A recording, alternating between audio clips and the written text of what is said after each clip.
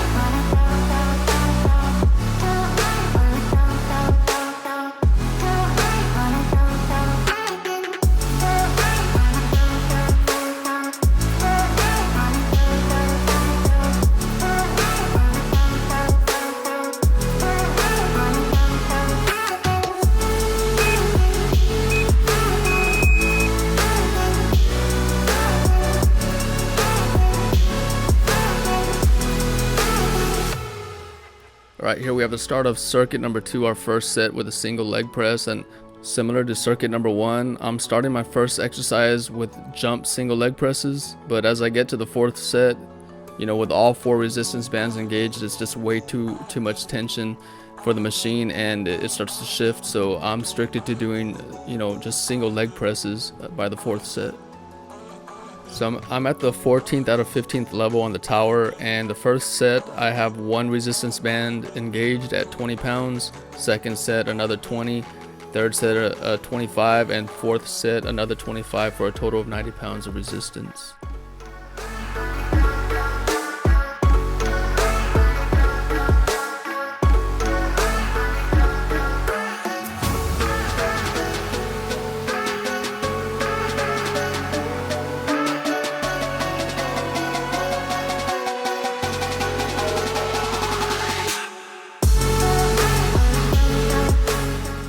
Jumping right into the line tricep pull downs, and I believe I keep the same resistance compared to the single leg press for this exercise, you know, for set 1, 2, 3, and 4. So for this exercise, you want minimal movement in your shoulders and just swivel your elbows. You want to isolate your triceps and extend fully outward to complete the exercise.